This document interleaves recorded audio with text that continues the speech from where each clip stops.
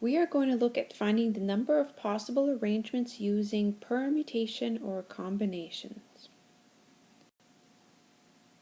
Sometimes when objects are selected or arranged, the order of selection matters, and sometimes the order of selection does not matter.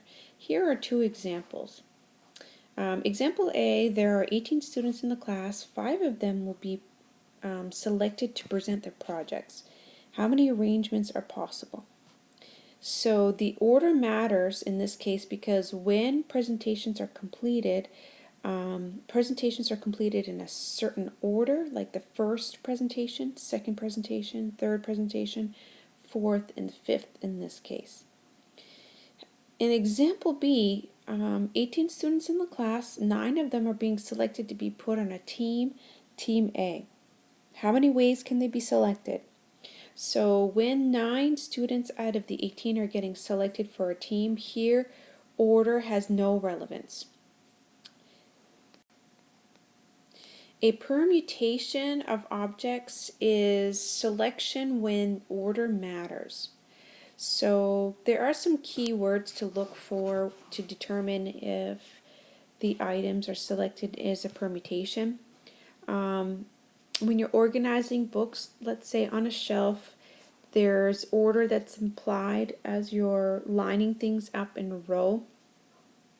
When you're selecting placements or awards, and you have the winner, the first place, second place, and so on, or first runner-up, second runner-up, third runner-up, anything that implies that there's order or a hierarchy of some kind.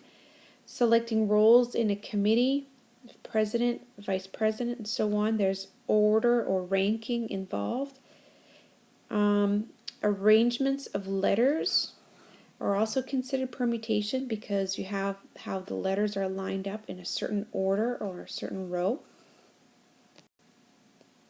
We are going to use the calculator to help compute the possible arrangements. So in our calculator, a scientific calculator will have the function for permutation. The symbol is capital P, and then you'll have two values you'll need to input into your calculator. You have your N and your R value. N is your total number of objects in the problem, and R is how many of those objects are getting selected for arrangement. Most of our calculators are set up so that you're really inputting the data this way. So you have to input your N value first, and then in your menu, find your permutation function. Some of our calculators will have a PRB menu somewhere, which stands for probability. So in that menu, you might find your NPR option or your permutation option. Once you have that selected, now you're ready to type in your R value and then enter to find the answer for your permutation. When you're asked to find the arrangements of letters in a word or just a collection of letters, you have to take into account repetition of letters. So there's an actual specific formula for that, for the permutation of letters, and this is the formula given to you right here. So N again represents your total number of letters, and then P and Q, and technically more than that if there's more, are representing your repeated letters. So your numerator, or the top of your ratio, you'll have your total number of objects with this symbol here that's called a factorial.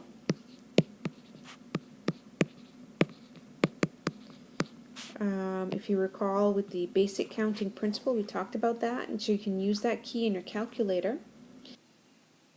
In the denominator of the formula, you're basically finding the product of your repeated letters.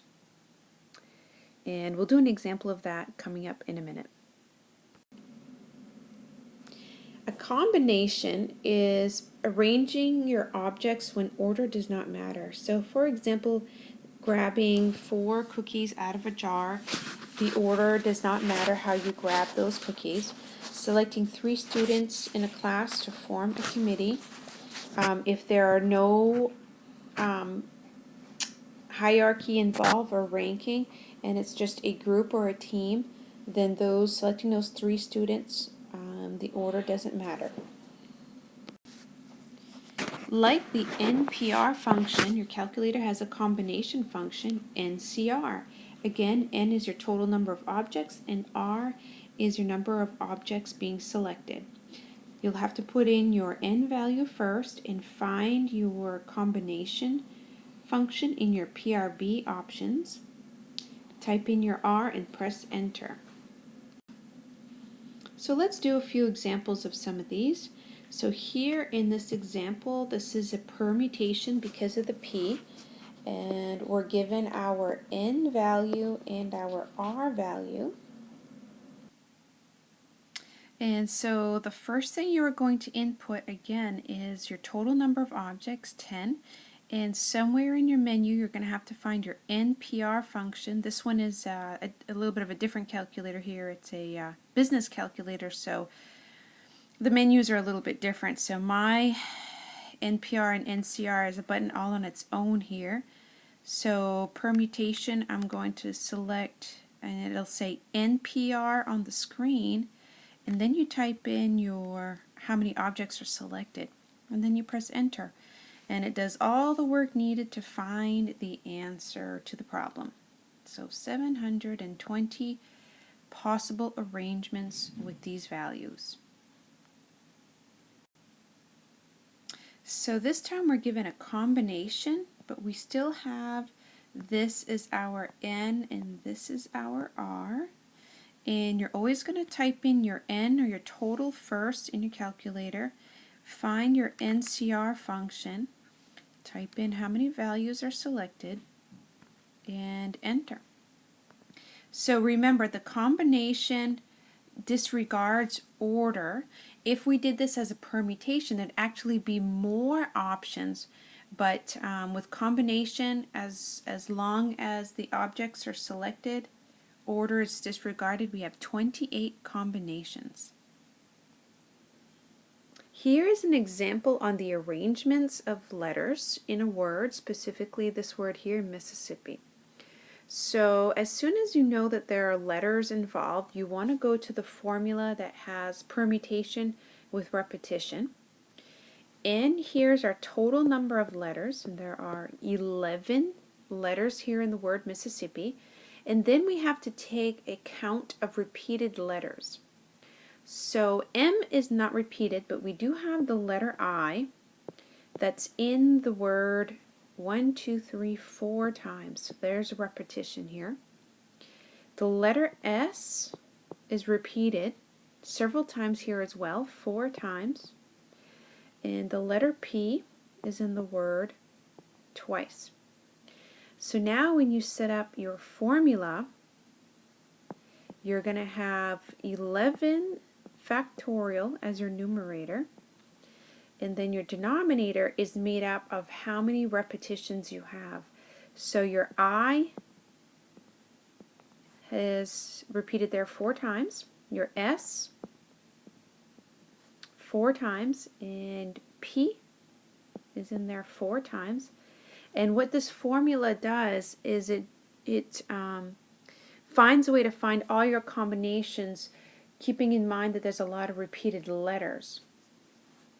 So in the calculator, you are actually going to compute the outcome of this. I suggest trying to type it all in your calculator using your factorial button, and maybe when you do top divided by the bottom, you open up parentheses around the denominator, so it'll do all of these values multiplied together here before it divides. So if you notice here in my calculator, I have my numerator 11 factorial divided by, open up some parentheses, 4 factorial times key, 4 factorial times key, 2 factorial, close, and out comes the answer here, 34,650 arrangements of those letters.